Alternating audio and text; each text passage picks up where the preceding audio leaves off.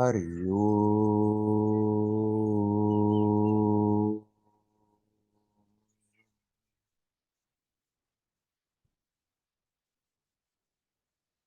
Hari Om.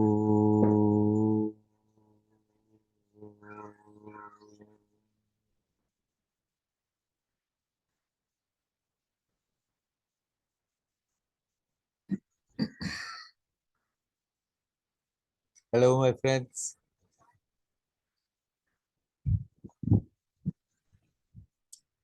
Every moment can be so precious.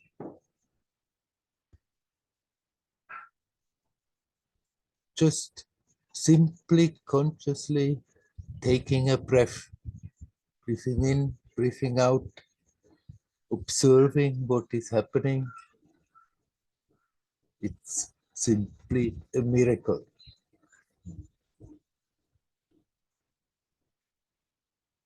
Continuously experiencing the sense perceptions through these physical sense organs. The consciousness that is connected to that and produces images, sounds, smells, taste, touch. To combine all this into a holistic picture, it's simply a miracle. It's a miracle that goes on all the time. It has become so commonplace. We are not even aware of it, how precious every moment can be.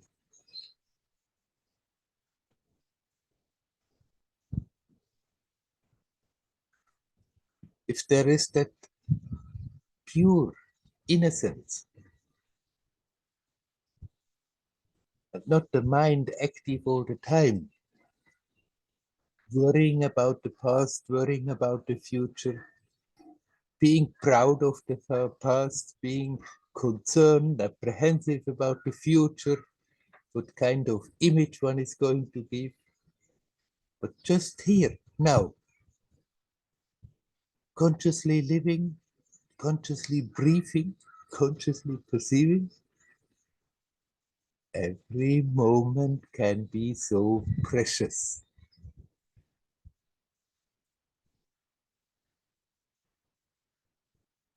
Somehow or other, we have to convince our mind, convince ourselves that it's worth the trouble to think of it, to remember it, and to bring the attention home to that miraculous moment.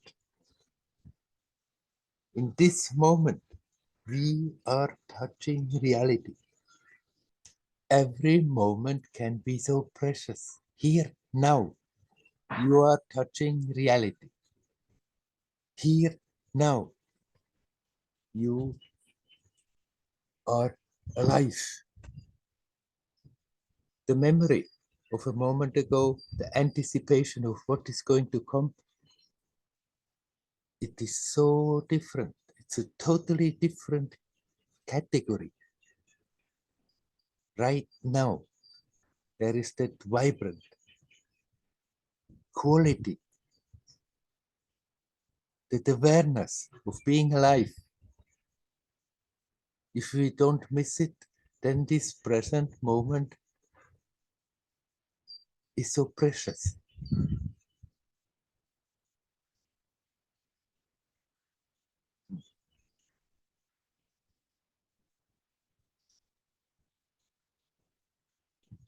Somehow, while growing up, our interest has been pushed and channeled in so many things, which is nothing wrong. We come here to experience. Somehow or other, we grow up, we have to do things, have to choose a bit the direction in our life. All nothing wrong.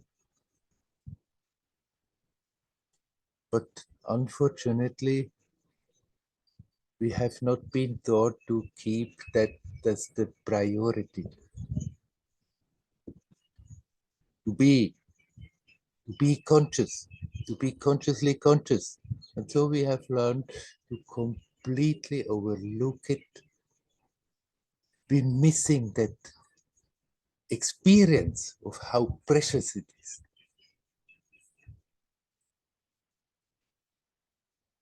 Once we are in the current, thinking all the time what has happened, proud about it, not happy about it, thinking about what's going to happen, what could happen, what should happen, then we're creating always these tensions that manifest on all the levels.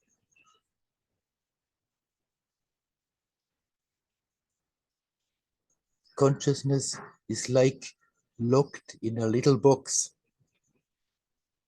The energy that should flow freely and connect with the cosmic energy is in nuts.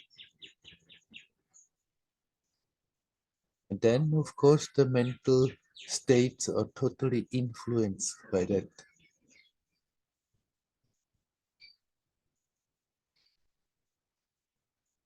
With all that worrying about the past, about the future, about anything, we're missing that chance to be aware. Every moment can be so precious. Just being here, alive. Making use of that opportunity of consciousness connecting with a physical body, and through this physical body connecting on a certain level of experience that we call our world.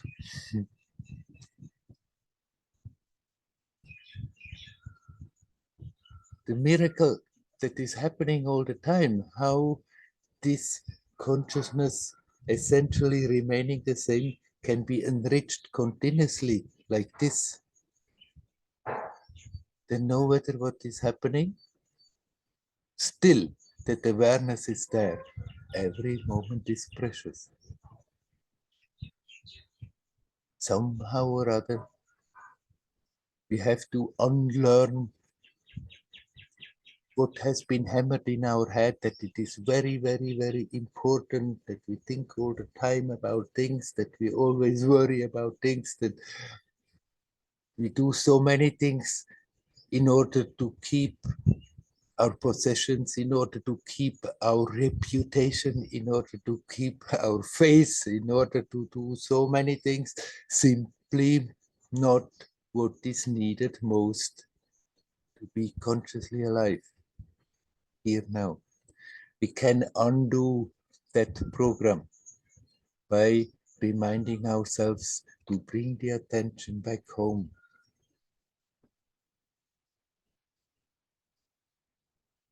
Whether we are sitting quietly in meditation, whether we are walking through a crowd, whether we are talking, whether we are being silent, it is always possible to consciously connect. And in that connection, all we have to do is to relax and remain alert. Then the experience will start to unfold in its own unique, beautiful way. How we are connecting, it doesn't matter. The connecting is important. So everyone can find their own way, what makes it attractive, what is easiest, what is most natural.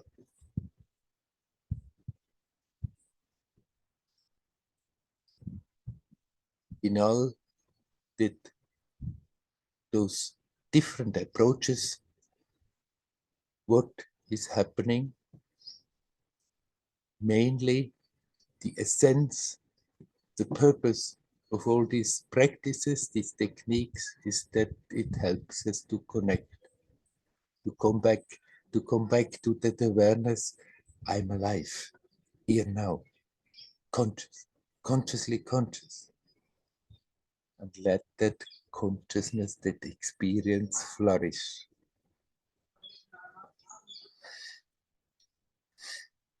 Let us live like this, and not half asleep. Let us live in this relaxed mode and not always worried. So many bad things may happen on this level. Still, it is possible to connect, to be aware of that joyous quality of existence. Get rooted in that, and then whatever is happening can be dealt with playfully. Sometimes it's sad. And still, we can be aware of the joyous quality. Let us live like this. Hario, Hario.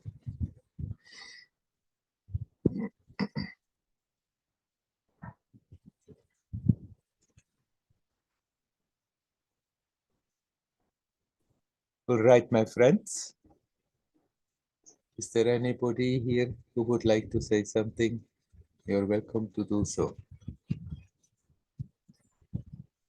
Hello, Werner. Hello, Nelly. Thank you for talking about breathing. I just wanted to share with you about breathing. You recommended me to breathe from a low part to the up part of the head. Yes. Yeah, I tried to do it, and I see that something happens, that it helps to the energy to go up. But I see that it's not easy to do it for a long time. If I understand right, I should breathe in and go to the up, to the top of the head, and go and breathe out, go into the low part. Yeah. And I see it's not easy for a long time. I tried sometimes to do like going by steps. So I breathe in and go a little along my spine, just some part, and then breathe out, and then breathe again in and go up and breathe out. And so I go up, and I see that it's more easy for me. I can do it for longer time. Yeah. Yeah, I see. Well, I didn't mean that you have to sit down and now force yourself to do that for a long time. I said it in the context that you said that you have often like pain or a cramp in the lowest part, in the lowest chakra. Yeah. And I thought if you breathe like this, that pain, that cramp may release, that you stop having that. But you don't have to force yourself now to breathe for long periods like this. You can start with shorter periods, and as you get more familiar with it, it happens by itself that you can do it for longer periods.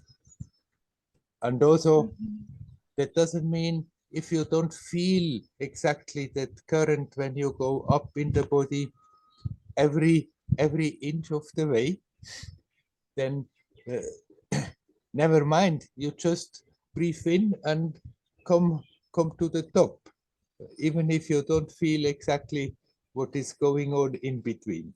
You breathe out and go to the lower part, and gradually you start to feel the current better. You can do such exercises as you do it step by step, but may also try to just, if you don't feel how every part, how the current is there in the whole back, in the whole spine, then you just breathe in, and while breathing in, you jump to the top of the head. And when you breathe out, you jump again down. And gradually you feel more and more all the space in between also. Okay, yes, I do it for some times. Yes. Yeah, and I watched that when I do it by steps, I saw that this part of my body from low part to sacrum, I don't feel it when I go by steps, just like I have a hole there, and I feel that I'm not rooted in this part. And I even sometimes put my head on this spine in these parts, and just to breathe in this in every part of the spine in this area. Yes, and it helps when I help with my head, because I see this is really some empty place. I should yes, just I don't not rooted in it. Yes, that's why I feel so discomfort in this part. You can do all what you feel like doing, what comes spontaneously and you feel it's beneficial, by all means. Then do that. Then in between, sometimes you breathe just and go right to the top and breathe out, go right to the bottom. But if in between you feel like staying in one place and breathing just in that place, perfectly fine. You can do that. Okay, yes, I do some experiments. Sometimes when I go by steps, I go just only to the top of the neck. Don't go, not always go higher. Yeah. Maybe it is more easy for me Yes. sometimes. If that functions better to go gently in that way, you can do so. No problem. Okay, thank you. I see it helps me really to feel myself, to feel this body, this feeling, the body that stick to the body helps to be aware. Yes, to be connected, better connection. Yes, Right. thank you. I go And, on. and becoming more and more aware that also the body, although we perceive it physically, is basically energy. Yeah. Yes. Yeah. Thank you, Werner. Thank you. It's an important thing for me. Very good. Hari Om. Hari Hari Om. Om. Hari Om. Is there anybody else who would like to come and say something?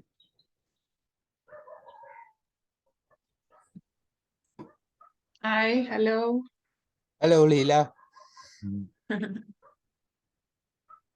I was wondering this week, one morning, as I was experiencing a state that was not familiar to me, if there is something beyond radical acceptance, more, I'm not sure in radical acceptance there is letting go. Well, I don't know, but more letting go. Almost like, even though I'm not now in danger more than usual, I mean, to die soon because I'm not a target, I'm not involved physically in the war, but it felt like something like agreeing to die while living. Yeah. I mean, radical acceptance, that's an expression you once basically brought here. And definitely it's very good, but it's a means. It's not that is the end of the story. Of course not. Yeah. So you asked whether there is something beyond. Yes, so your experience, if you stop blocking by not accepting, by resisting, then your acceptance opens the way. but then the experience starts to flourish. And you're right, it is in a way like a spiritual death. It's learning to die instead of holding on and keeping things alive in the mind and pouring our life force into memories and trying to keep them as a reality, which they are not. Then it's like learning to accept to die every moment.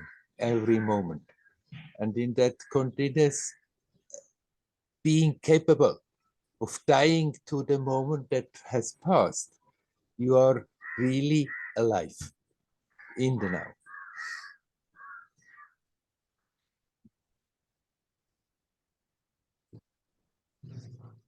Yeah. So yeah, so together with all the sadness and the difficult emotions, there is also kindness and brightness, and somehow it gives me courage to express things sometimes which I wouldn't have done. And I'm not sure, but I experience also courage. Yeah. I'm not sure exactly how, but something like the energetic. Sure, the more you become aware that actually what you are cannot be hurt, cannot be damaged, cannot be affected, it will manifest in courage. Yeah. Whatever happens, that remains untouched, pristine. Whatever happens, that essential beauty is simply there. The more you become aware, the more automatically you will feel courageous because there is no need of worrying.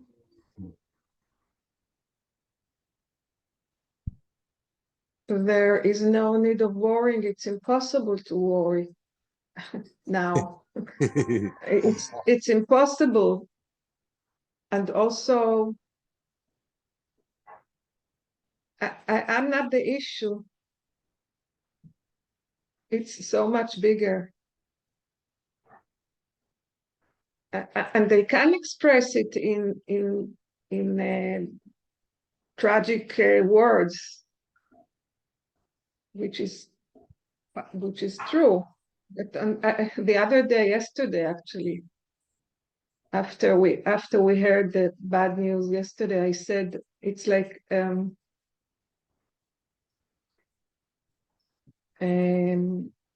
fast forward magic show, like a fast forward magic show. It's just, yeah, it can be, yeah, it's too much. It's just too much. So I just like when you lose the brakes on the bicycles or the car, and you just like what happens.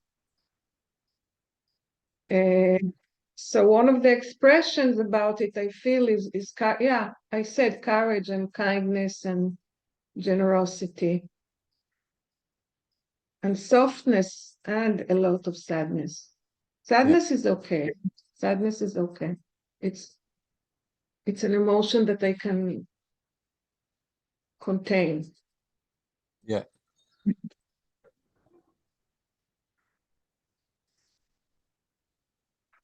So you are doing great in this tense situation, that you not creating more personal tension, but use the tension that is there to dive that much deeper in your own resources. And yes, then it starts to express itself. These virtues that you have pointed at, they are there naturally. We don't have to produce them. If we don't, Yeah. if we don't prevent them, they are simply there.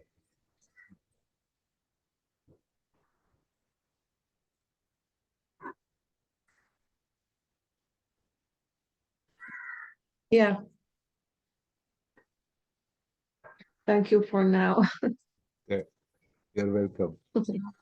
Hari Om. Hari Hari Om. Om. Hari Om.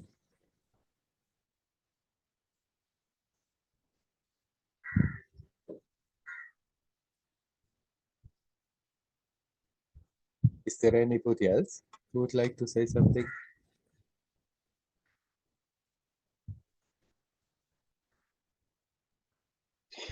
Hello, Werner. Hello, Dayal. I want to ask you about that you often speaking that we have to be aware all the time. Usually you said it's not part-time job. Yeah. And it seems to me I'm not clear about awareness in normal life. You know, when I just start my spirituality, I was so serious and I tried to be aware, to remember myself when I was doing normal things in normal life. But then when I start practicing Vipassana, most important was start sitting hours in the morning or 10-day course. I do 10-day course and then now I did it and I'm relaxed. So I don't need to focus anymore. But anyway, I understand that I am aware of my body much more than before. And I'm more in the now, in this moment, but still it's not clear for me. For example, if I drive in motorbike on the Indian road, mostly I'm in the moment. Otherwise, it's not possible. Yeah. Or if I'm talking with someone, especially in English, I also have to be in the moment because it's not so automatical for me.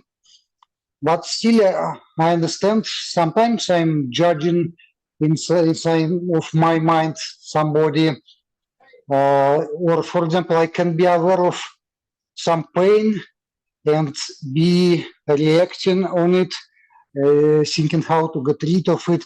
So can you clarify this practicing 24/7, how it's recognized that I am aware? Well, first of all, I really recommend you that you continue being focused when you drive on the Indian road. It's much healthier to do so.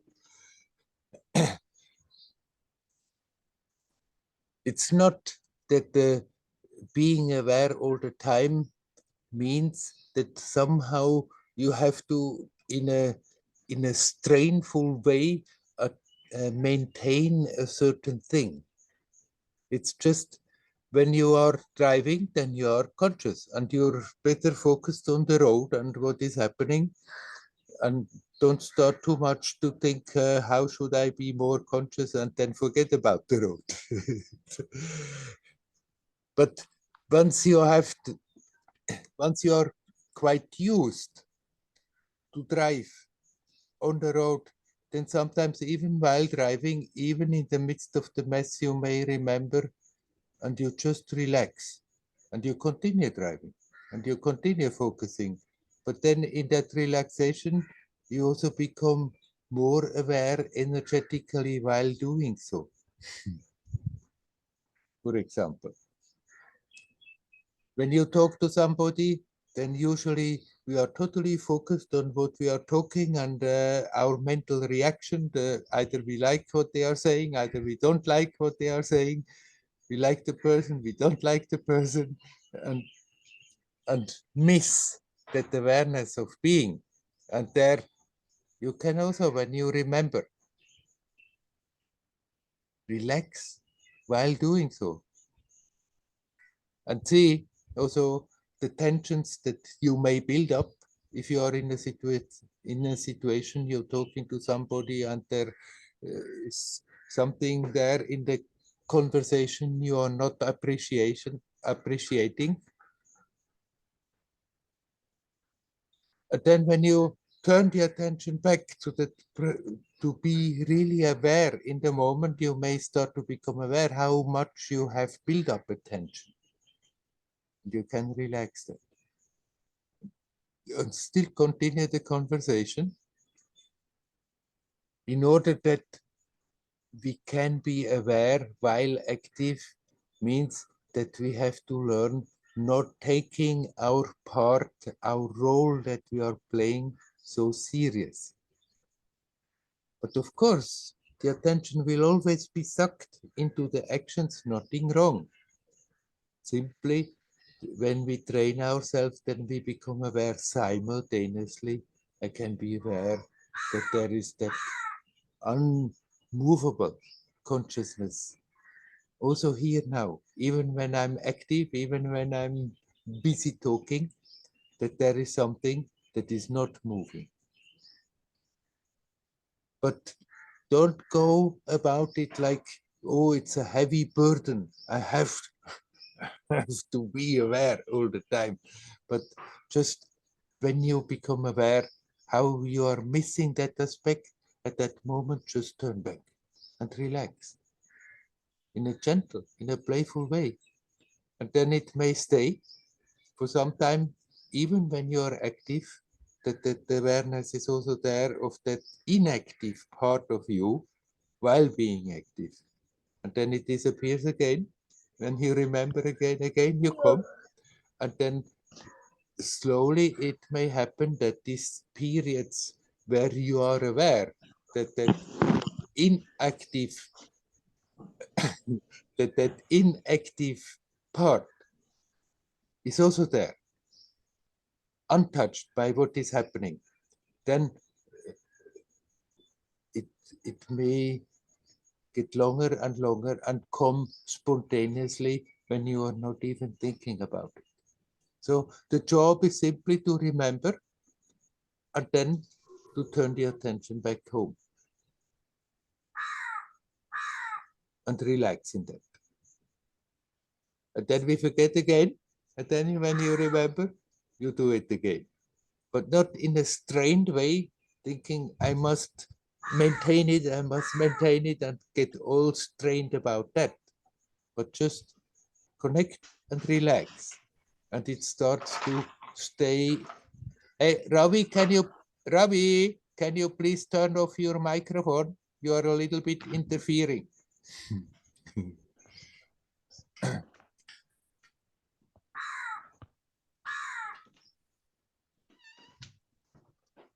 Maybe that's not heard it.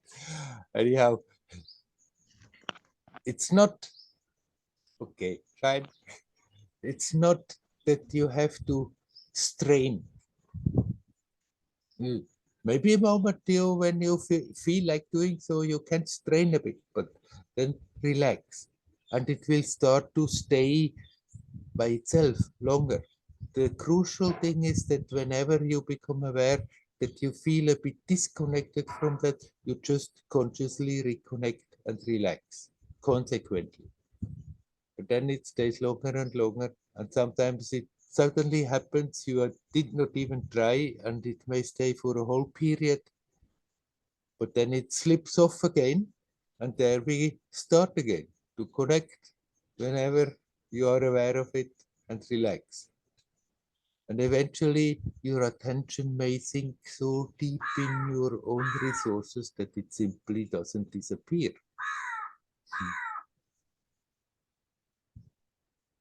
Werner, I would like to clarify this awareness because this word, be connected, be in the now, it's very common. It's difficult to clearly understand what's needed to do. For example, awareness of respiration, is it enough or not? Awareness of my body, is it enough or not? Or awareness of my ego, my emotions, so many things to be aware, and simply to be aware of this room where I am staying now, is it enough or not enough? So I need more clarification how to do it. Yes, yes, it's good. That doesn't mean to be aware in the present moment that you have to train yourself now to be continuously, totally aware of all the levels simultaneously, that you are aware what is happening around you, that you are aware what is happening in your body, that you are aware what kind of thoughts you're having exactly, and that sometimes then it may happen that the awareness is simply there of a lot of things simultaneously, but you can pick out one thing just to help you to connect with that which is prior to the experience, with that immovable awareness. And then that's enough. You don't have to think, I have to simultaneously be breathing at the same time, be exactly aware every sound that is happening and see everything that is passing and to register everything. You don't need to try to do that. Just pick out something that helps you to bring your attention back to that source, that which makes the experience possible. And that's enough. And then let the experience unfold by itself. So now you said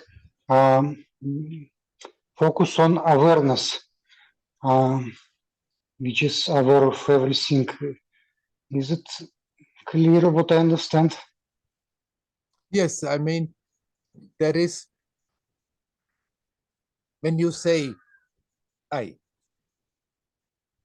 immediately, without a delay, without a little delay, immediately there is that most familiar sense of being alive, that awareness of being alive, that awareness that you know, that you have known when you were a little boy at 10 years old, at 20 years old, that you know now, that has not changed, although everything else has changed.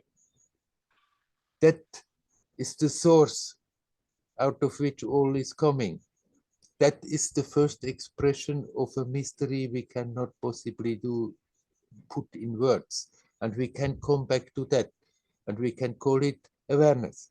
We can call it love. We can call it energy. We can call it God. We can call it the self.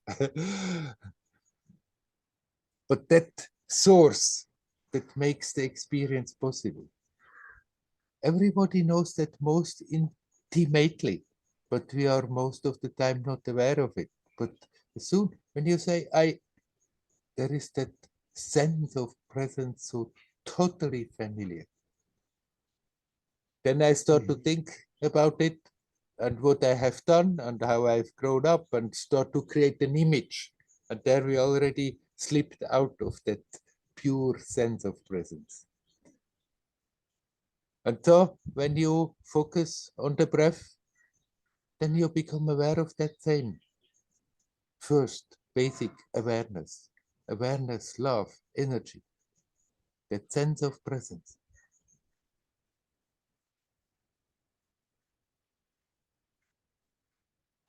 Okay, Werner, I have to practice in it, try it, and then I will discuss it more. Right. And don't torture yourself desperately. Try to be simultaneously aware of everything. Just use one thing, like the breath, like the body sensations, to bring the attention back to that and relax in that. That's the job. Yeah. Okay, thank you, Werner. Thank you. You're welcome. Hariom. Hariom. Hariom.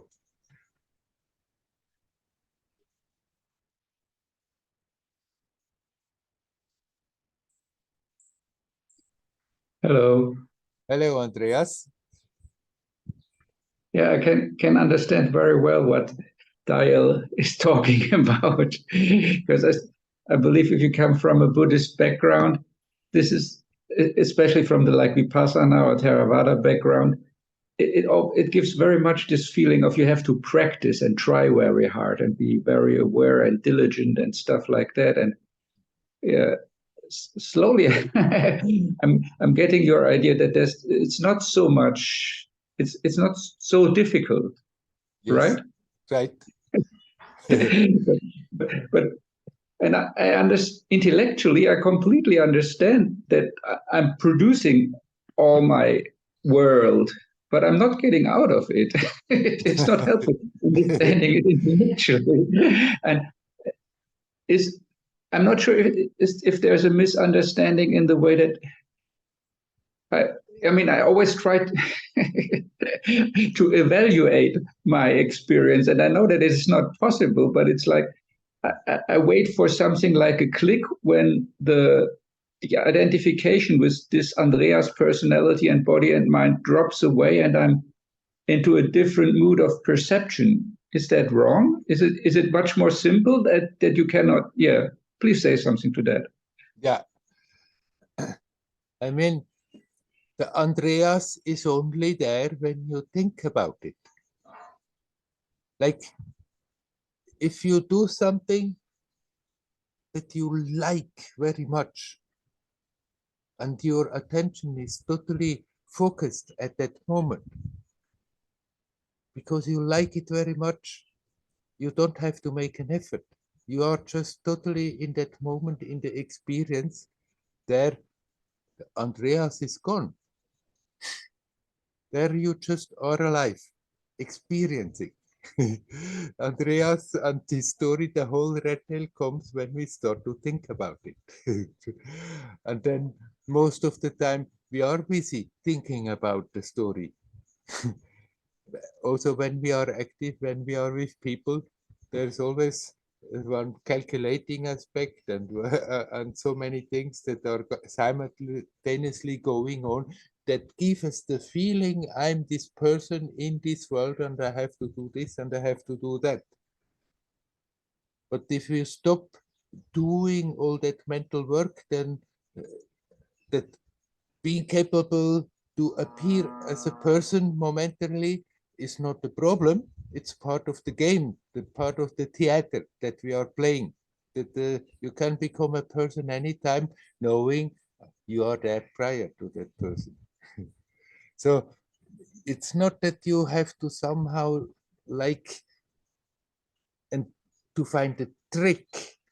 How can I switch from this Andreas experience in the self-experience? Just be with the experience. It's that consciousness, even when you feel I'm the person, you are conscious. And if you focus on that consciousness, then the thoughts start to subside. You are not thinking about the past and the future and how you are and how you should be and what they think about you. Then you just are. And it's that same consciousness. It's not that there is one consciousness of the person and the consciousness of the self. It's that same consciousness. Wherever you can tune in that consciousness, or in the life force, or in the love, there you connect. And if we stop insisting on creating the whole story and the red tail, then it's like the attention sinks deeper. It may happen that your consciousness is shifting into another state, but it may also gently sink deeper, and sort of become more harmonious and expansive. Yeah, I'm always waiting on that shift. Yes. Because even if I have good meditations, I think, or I don't know, maybe sometimes, yeah, it feels like presence for a split second, and then this evaluation thing comes in again, and I think, oh, great, it's working, and it's Yeah, right. It's complex. But then when it comes in, then don't start to the whole story of beating yourself up. Oh, there, I did it again, I destroyed it again, and stuff. Because there you're going more in the story of the personality. But when you catch yourself, there I did it again, started to make evaluationary commentaries about it, then see that this is happening and just return the attention. See what this is doing to your experience, that judgmental thought or that approval thought. And then after seeing that you have with that thought done something, the judgmental thought that you have done it, see what it is doing. And while you're observing what it is doing, you actually stop nourishing the mechanism of continuing there, and you come right back. So when it's happening, you have that sense of presence, and then this other starts. Then the moment you become aware, just let go instead of then thinking, oh my God, happened again, did it again. Just see it, oh, yeah, okay, here I am. And you are back home. Sometimes at the end of my morning meditation, I feel kind of present and like everything is opening up. For a while, then I'm not so much focused on myself, but then the body starts to ache a little bit, or the time is over, like that I have to go to work to some time, and I even if I don't, if I on Sundays I could meditate on, but I just want to stop, and it's like my ego wants to go back into the driver's seat and wants to, yeah, then I usually do stuff that is very much ego centered, or it's like if I have a very good meditations, then it's like the ego comes back and wants to do something which is very self-centered. Is that normal, or or what to do about that? Right, it's a mechanism that old habit doesn't want to give up so easily, because it gives a certain sense of security. Although it's a false security, we feel sort of so familiar with it that we feel in a way secure in it. And if we stay too long out of that little bubble of fake security, then somehow that old habit comes in and says, hey, come on. So what I recommend when you finish your meditation, for a moment, if you have the time to do so, for a moment, stretch out, lay down and relax and feel your body and continue breathing. And then you go up in that mood, even when you have to go to work, that you not think, okay, the meditation is over, now let's think what I have to do today. But you get up and you keep on breathing consciously, feeling your body when you walk away from your meditation space, when you go and make your cup of tea before you go, when you go out and go for your work or whatever, that you remind yourself, okay, I keep the touch, and relax and breathe and feel your body sensations. Is that the kind of work you have to do? Because this feels like that I have to use my will force for that, because if I don't, my ego takes over and says, okay, we just do something which is entertaining.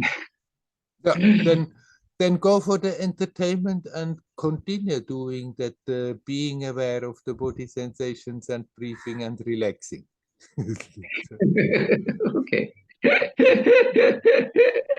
It's difficult because usually then I do stuff which, like playing a game or something which draws you in and keeps your mind locked. But then when you're playing the game, then try to remember, or as long as you're totally lost in the game, nothing can be done. But then maybe the thought comes, can try here also. And then while playing the game, you still feel what it is doing to you right now. Feel the sensations it produces, and be aware of the breath and relax and continue playing the game. Yeah. Okay. Yeah. I mean, Sometimes sometimes it may happen easily. Sometimes you try, it doesn't work. But if we give it the opportunity by again and again giving the impulse to do so, gradually it becomes easier, and in that way it stops being so much a difference from your meditation time and your not official meditation time. Yeah, I'm still waiting for some kind of like bang that my personality is gone. Right, and that is wrong expectations.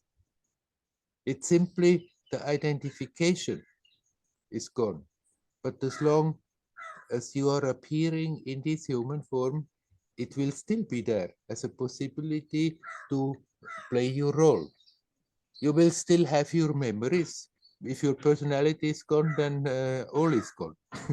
You still have your memories. You will have still the capacity to manifest certain skills and not manifest other skills so easily. But then when you are aware that, of course, it's just a role that it's playing, that I'm playing, then the personality is not more binding your consciousness in a little bubble. Yeah. But does it feel special if the bubble bursts? The bubble may burst, but it will reform. But then you may be capable of playing with that bubble without thinking I'm limited to that bubble.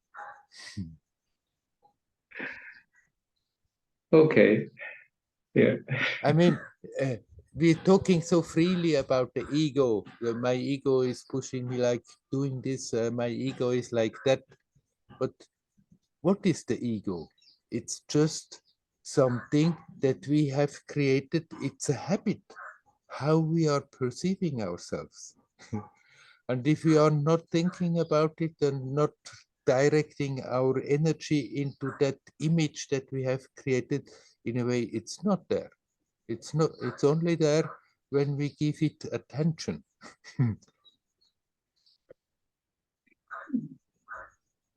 I'm not sure. I mean, there's a Buddhist model who describes this process, or at least I believe that this model describes this process. It's the cycle of dependent origination, which like 12 steps, and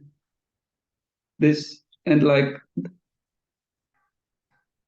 if it says that if you're conscious, there's always name and form there. So that means like a certain view of the world that includes my role, my identification with body and mind, and how the world works. And this is always present with me. I think it's very, maybe, you say, okay, if I'm very lost in something, like if I have a flow experience, then it might subside, but it's still in the back of my mind. Yeah. Okay. Right. You said before, you're waiting for a burst. I mean, it may happen in your meditation that you go in a state and you completely forget about this world and the whole story, and you're still aware. I mean, you do that every day when you go to sleep. You just lay down, make yourself comfortable and relax, and then at a certain moment, this world just winks out. It's simply not there. And Andreas is also not there. And you may consciously experience that in your meditation, that the world winks out like this. But then, as long as this body exists, the world will come into focus again. Simply, the more you are capable to sometimes not be focused on the world, but still be conscious, still be aware that you're alive, the less power it has, that it is limiting your consciousness to the habitual role. And the identification, thinking I am this, or even without thinking, just being so sure about it that all actions and reactions are coming from that perspective. But it's not that eventually your personality bursts like a bubble and is gone. It's nothing wrong with that as a role, as a figure in a dream. Through that figure, you communicate with the whole rest of the dream. Yeah, okay. Yeah. It's that same consciousness that is powering that bubble that we are looking for, that awareness, that expansive awareness. Essentially the same. So you can catch it there and relax and come back and not have too much imaginations what should happen. This is very similar to Buddhist awareness mindfulness practice, right? Yes. It's just that a lot of times if I do like or read the descriptions or had the impression that I have to be very mindful with the objects of the mindfulness. And like what you're saying is more turn the attention not on the object, more of this, turn it back to the source, right? Right. Okay. Okay. Thank you. Hari Om. Hari Om. How are you? Hari Om.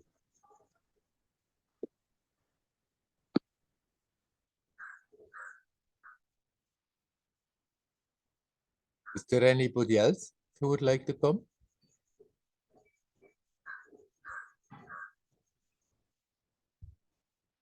Hello, Werner. It's me again.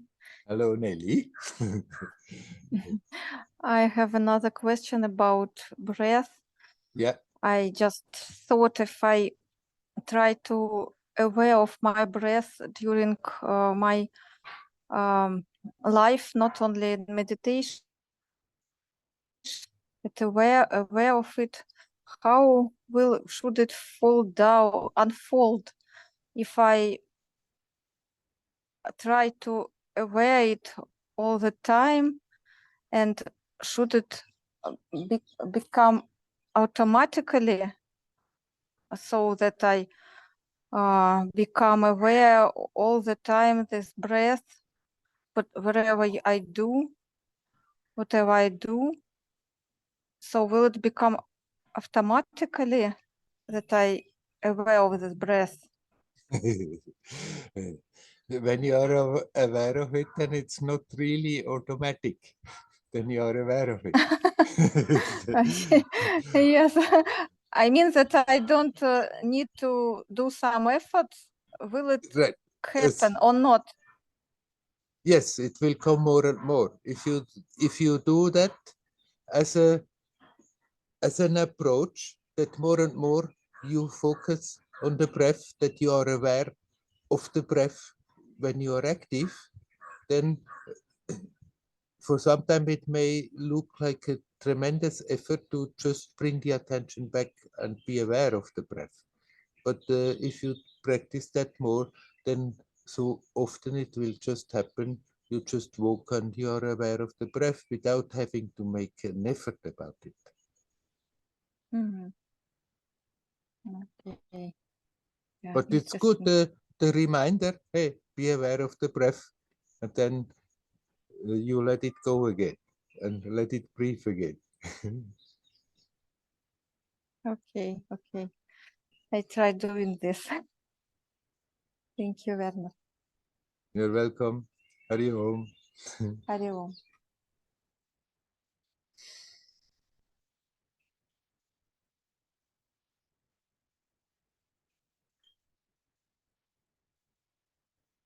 It's sheer magic, breathing,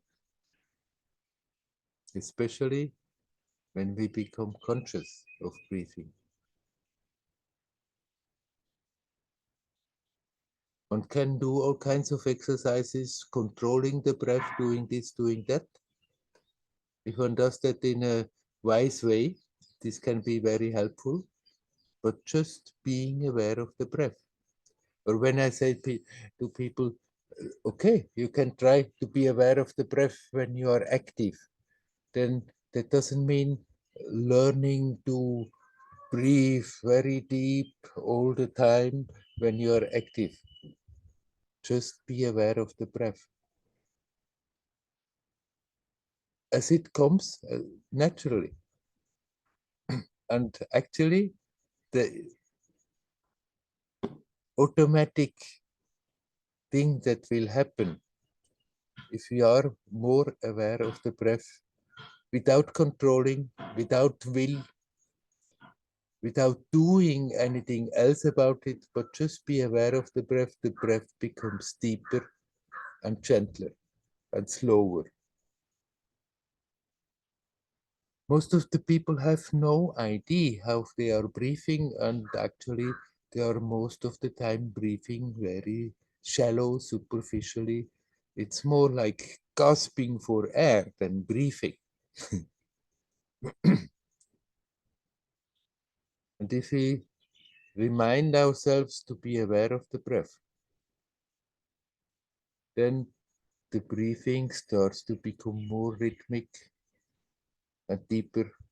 Of course, if somebody is suddenly running up the stairs, then the breath is different and we can let it be going different. If suddenly a physical exertion is there, then the breath changes, we can let it change. But the general direction is all naturally. We don't even have to make efforts and control it. Is that when we are conscious of breathing, the breath starts to slow down and become deeper. And with that, the whole energetic level will get more relaxed. And then the body is also easier to relaxing, and the mind is also not having the base to build up so many strains. For all the tensions we are building up in the mind are also based on the prana, on the life force. Nothing can be there in manifestation without that base of the life force, of the prana. But if we are already creating tensions on the energetic level, then automatically or much easier we are creating tensions in the mind. And we can first create tensions in the mind, and then if we are not aware of it, we are creating energetic tensions and physical tensions. If we learn to become aware of the breath, then that energetic level will become more and more harmonious and relaxed. And then it's easier also be aware of the physical tensions and let them go. And we are becoming much faster aware how we are building up tensions in the mind. And then when we see that, we can relax and not do so. But we don't have to do a heavy duty job now, being always in control of the breath. Maybe some yogis, they do that and they develop such a mastery of the breath that they are in control of the breath most of the time. But this is an approach for very few. It's not necessary. Just it's extremely helpful to use that as an avenue. It's not the only one, but if we choose to use that as an avenue to be aware of the breath, then just remind ourselves to be aware of the breath and let the body breathe in whatever which way it wants. The tendency is definitely, naturally, if we give it attention without forcing, without controlling, the breath becomes gentler, slower, deeper, which helps us to relax easier on all the levels. And it's easier than to simply be in the flow, in the present, in the now. Breath is magic. Breathing is magic. It is as efficient a way to connect with the essence as there is Atma Vichara, self-inquiry. The question, who am I? Is also a very efficient way of connecting with that essence, with the source. Being aware of the breath is another way, equally efficient.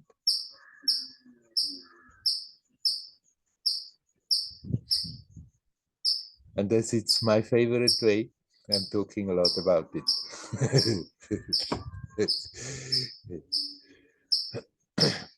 Okay, is there anybody else who would like to say something? I would like to ask Werner, why would I want to control my breath the way you described the yogis that can do it? Because the changes in my breath are signals. I mean, they tell me the changes in my breath. They tell me things that maybe I need to know right now, specifically in those days now in Israel. In these days, the breath is my I don't know the word. Yeah, but you know, I think you know what I mean. It's telling me things, and then I need to follow what the breath tells me. Meaning usually to connect to the breath, but I wouldn't, for me, I wouldn't call it to control it. Yeah, no, it's something different. And you started with the question, why would I need to control? And actually, you don't need. That's what I have been saying all along. Okay. You, Yeah, there was some mess going on with my dog outside, so I was a bit not concentrated. Yeah. But you don't need to control the breath. If you are aware of the breath, if you put your attention on the breath automatically has the tendency to become deeper and to slow down a little. But then it will adjust to the physical need. If you exert yourself and you can totally let it happen. Now, it is a yogic possibility of an approach to learn to control your breath. And while doing so, you can breathe slower and maybe hold your air longer and do that kind of stuff in order to affect the mind, that the mind is calming down. It's an approach. It's not for many people. It's for some yogis who want to do so, and they can do so, and it's efficient.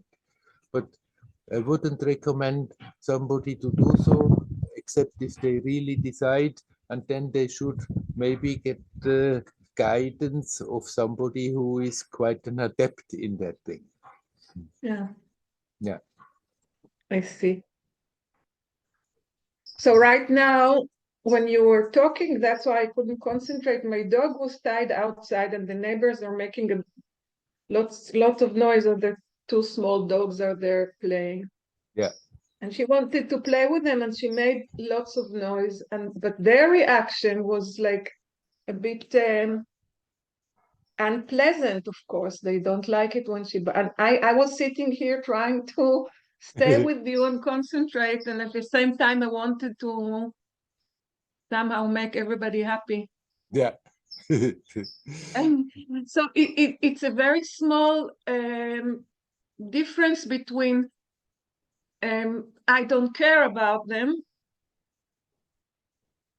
or I'll remain with you, and then something told me try something else. Maybe you can arrange the situation so that everybody can be happy.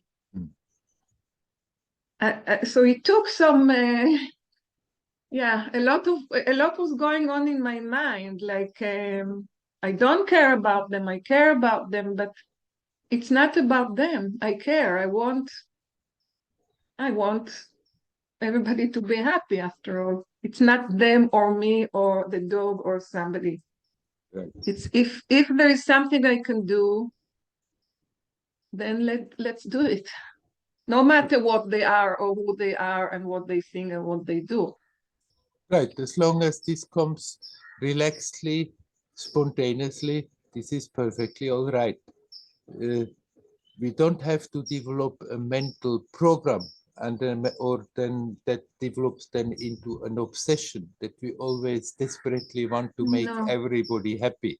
That not. No. But if that comes naturally, spontaneously, by all means, make everybody happy. Yeah, it's a very funny situation. While sitting with you, it never happened to me that I had to take care of something. I could just sit and listen, and then I can somehow mix the two, you know. So I missed a few things that you said, but still the process was going on to a good direction. I Yeah. think it was a good help from you altogether. Very Yeah. good. Very good. Yeah.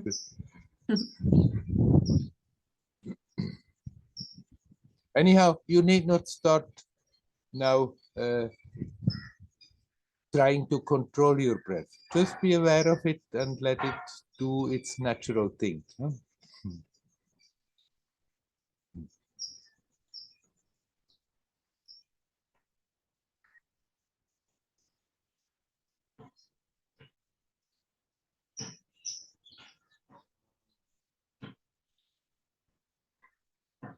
Is there anybody else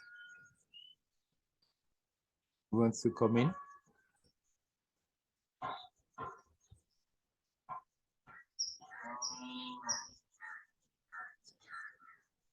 Oh. Hello, Lutz. Hello, Werner. Yeah, I want to point out some other technique which helps, I think, very much what you're talking about, or at least in my mind, it feels very important, but you haven't kind of mentioned it. And that technique is to imagine in my mind a person who has mastered the technique I'm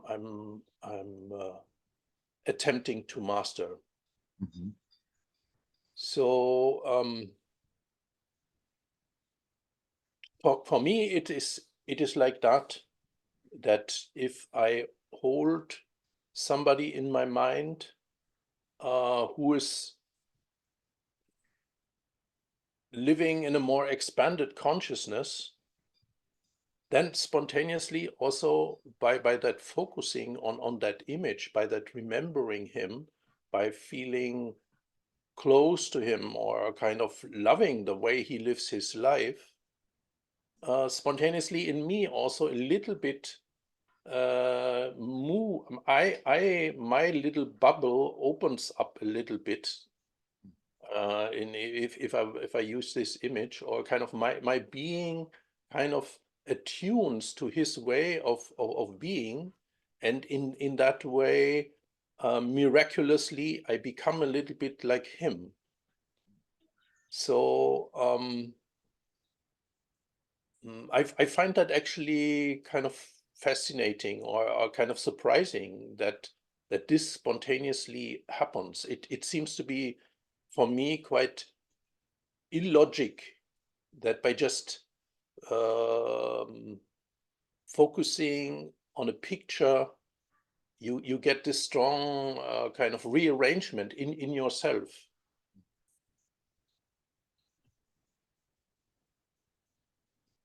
So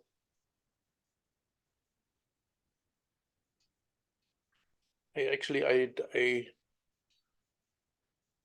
have no real question, but it's isn't it mysterious that somehow our consciousness kind of adapts to the way of somebody else by just kind of seeing that person? It's not so strange as it sounds. Like people who are doing self-inquiry and having an affinity with Ramana Maharshi, most people, they have a picture of Ramana somewhere in their home. And then they look at that picture and then it does something. As you say, it does something. Why does it something looking at that picture? Because looking at that picture, that form of Ramana Maharshi represents a state of consciousness, a state of being. And if one has tuned into Ramana's teachings and looks at his pictures, then somehow, even if we don't consciously do that, there certain connections are being made. That subconsciously we connect with that state of being that Ramana Maharshi represents, and that has an effect on your experience right now. So that helps. That helps also the tradition. I mean, there is the traditional approach in India of Rupa Dhyanam, of meditating on a form. That can be the form of a guru, or that can be the form of a deity.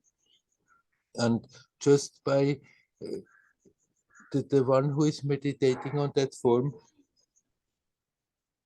and focusing on the picture, maybe looks at the picture, then closes the eyes and imagines the picture and does that again and again and again, is always tuning into that state, in that consciousness that that deity or that guru is representing. And of course, this has an effect on your experience. That's one way of opening up from our own little bubble into something more vast, expansive. And then the goal of the Rupa Dhyani is that he or she becomes one with that object of meditation. That doesn't mean they have to become exactly like the guru, or they have to become exactly appearing like that deity and be that deity, but that they lift up to that state that they are representing. So the focusing on the picture can very well be a channel to connect with a state. And if you have somebody you remember who has mastered maybe a technique, and you try the technique and you remember that the face of that person, you remember the image, then that can help you, that because from that being who has gone through the way and has attained a certain state of existence with the help of that technique, then that job that already has been done from that person, that can make your job easier.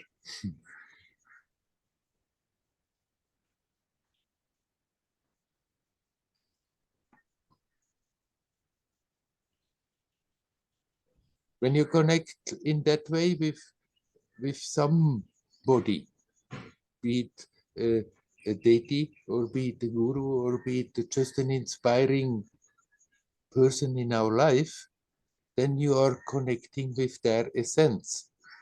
And connecting with their essence is like connecting with our essence. It's expansive. It helps us to expand our experience beyond our personal bubble where we are usually busy with.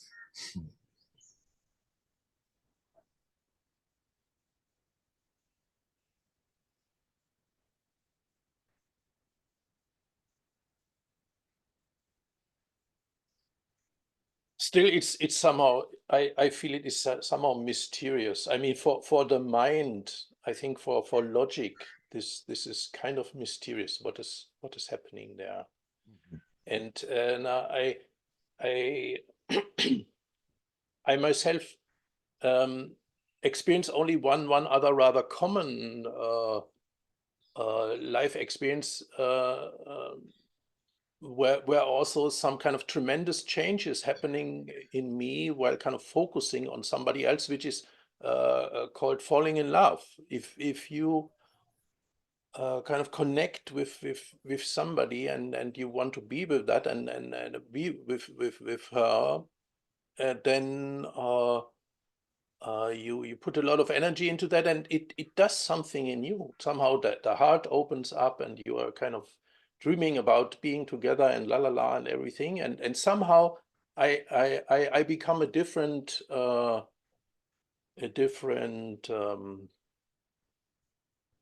Lutz. Somehow my whole life is changed by that intensity of focus on that other person. Mhm.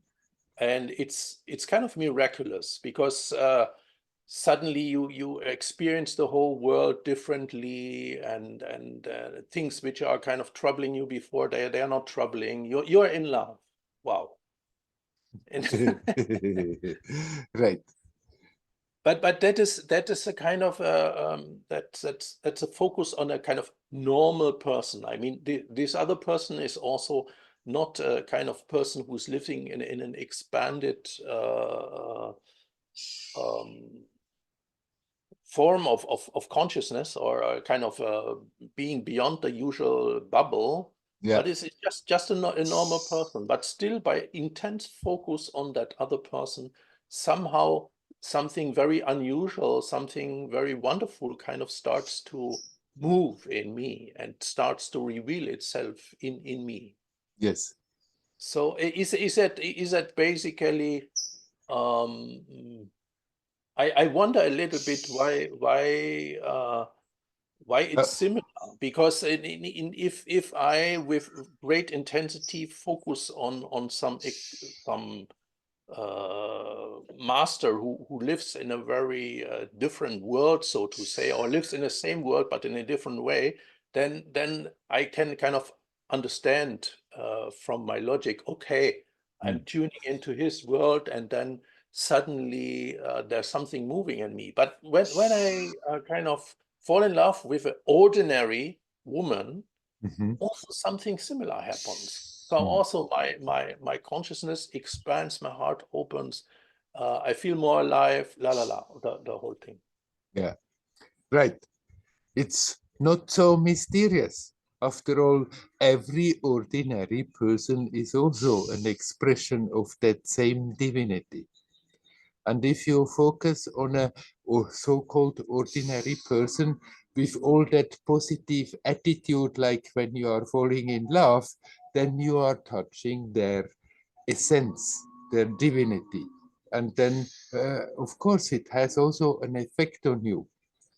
Then, but then what is usually happening, then we are also projecting all kinds of things in the picture, and then after that being together, then the heat of it slows down, because after all the ideal picture is not quite so manifested as it somehow springs up spontaneously when one is in love and projects all that.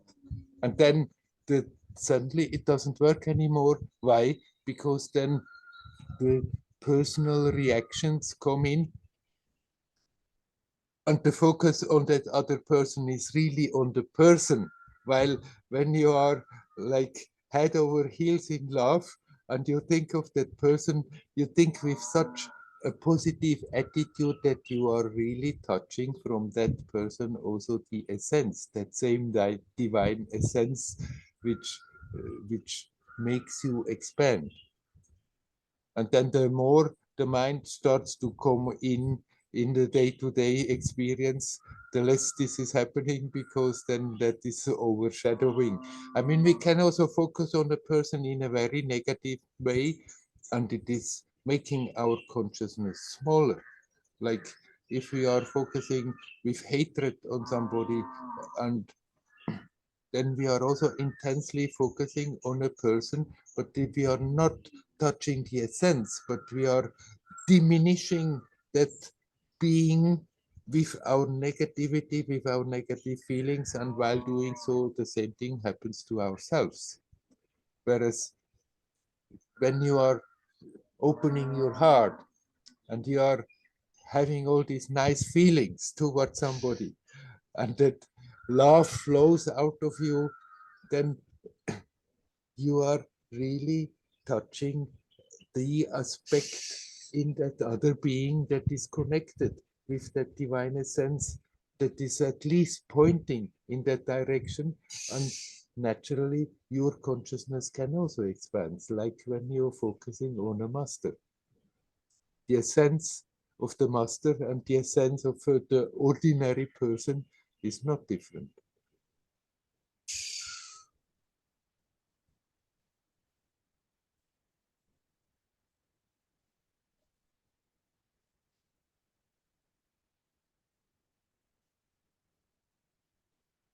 The drawback with falling in love, it's not, it doesn't keep working, because then comes always another agenda in, and what looked so fantastic in the beginning has the tendency to grow a bit stale, because it doesn't do that thing anymore.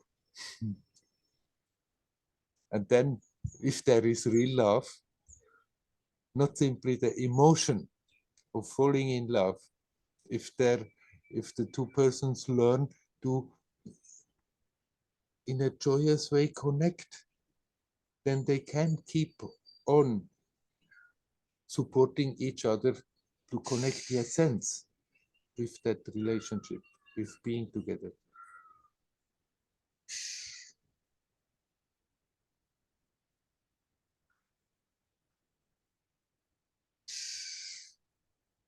Yeah, unexpectedly, you have touched a very a special theme for me, because in my experience, it happens also with these masters, that if you initially kind of connect with them, Yeah, you get a big flash, you get some wow experience, and you think, yeah, that's it, yeah, that's I feel so alive, it's so wonderful to connect with this being. yeah, And then after some time, you realize that they are also human, or it looks like that they are not kind of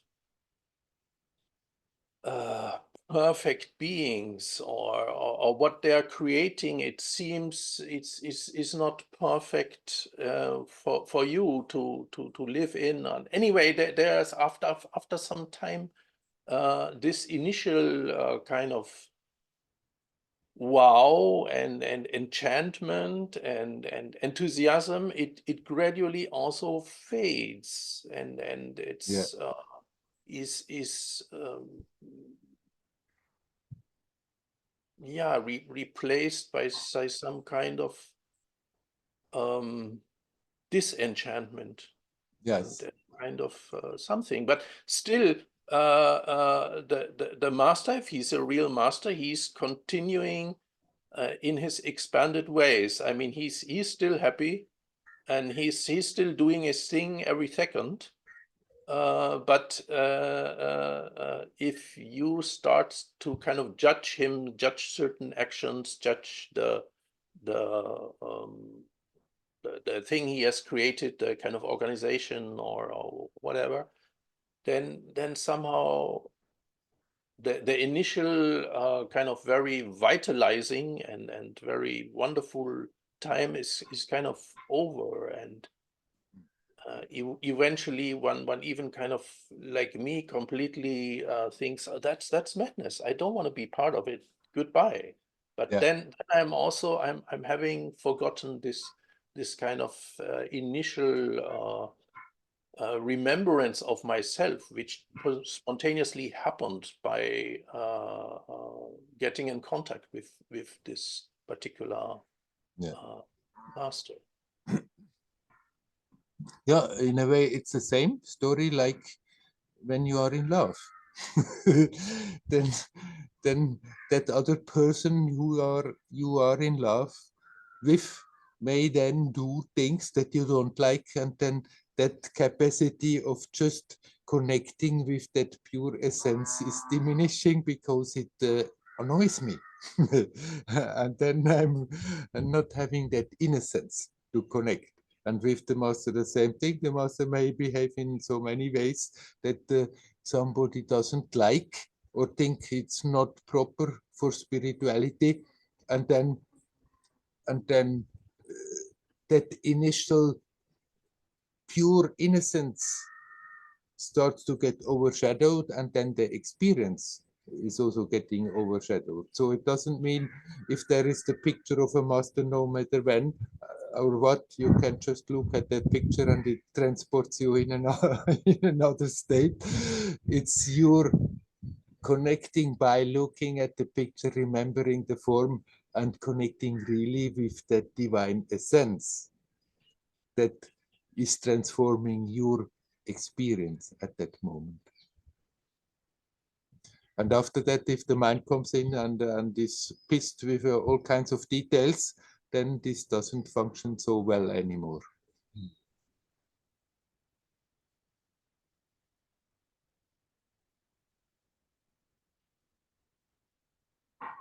So in a way, it's all about our attitude, Definitely. the innocence, the openness.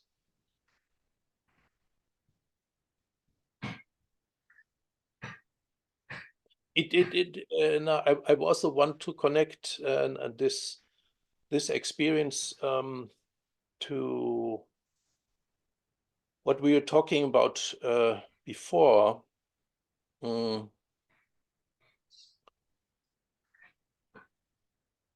About feeling that life as a gift, about realizing that every moment of our life, the whole kind of magic show, the dream, or whatever we want to call it, is a tremendous gift. Yes. And in kind of day-to-day life, we take this for granted. Yes. And it's not magic. It's kind of interesting, but I wouldn't call it magic. Yeah. But on some occasions, one at least in my life, I experienced also every moment as a gift, and it was one time I remember where I almost died. I was sleeping outside when it was very cold. I was forced to sleep outside in nature, and it was very cold, and Yeah. I was very afraid to get sick because I had no sleeping bag, I had no nothing, but I had to sleep there for on the ground in nature for some reason, and Yeah. it was a very extreme situation, and I felt also eventually I could also die by just because it was so cold. Yeah. At least it felt like that. Yeah. And after somehow finally this night was over and the sun was kind of coming up and it was a bit warmer, and somehow also the extreme deprivation of sleep was kind of gone, the feeling of that, then suddenly I felt every moment of my life is a gift. And I saw also nature in a different way. I mean, the nature there was beautiful, but I saw it even more beautiful. Yeah. Right. In another another kind of extreme situation, I did not experience myself, but some friend of mine, he had a near-death experience. Yeah. But he actually died for some time, but he Yeah. came back. Yeah. And after that, he was a completely transformed person. He Yeah. was totally different. He literally said, every day in my life is a gift. I experience every day in my life as a gift. Yeah. But in his case, miraculously or kind of naturally, after a while, it faded. Yeah. And he became the kind of the normal guy again, and he didn't felt that every day Yeah. Yeah. as a Yeah. gift. So what I want to point out here, that in it seems in extreme situations we get into we kind of remember an attitude towards life which we normally don't have. Mm. But I can also not create that thing just now. I mean, right now is also a gift, but I do not feel it. Yeah. Yes. In extreme situations, as you have described, this may happen and may have a profound impact. But if we are not alert, then it has the tendency to go away. Why are we not always experiencing that magic, that preciousness? Is because we are focusing on all our habitual mental mechanisms. So we don't need that extreme external situation, but we can gradually become more alert. What is the obstacles? What stands in the way of living like this, of experiencing like this, and then peel it off gradually, and it becomes more and more and more clear. And somebody who has done that, even if then in a true extreme situation, he finds herself in a rather new perspective, has much more of a chance that they can stay with it than somebody who has never taken the trouble to have a good look at their mind. But Lutz, it is becoming a bit late. Can we leave it like that for today? And Yes, if we, of course, I've shared what I wanted to share, and yeah, I've shed a light on it, and it's of course perfectly fine. in case we want to speak about it, we can always another time. Huh? Okay, Hari Om, Hari Om. All right, my friends. Let us stop the satsang with that. We have started.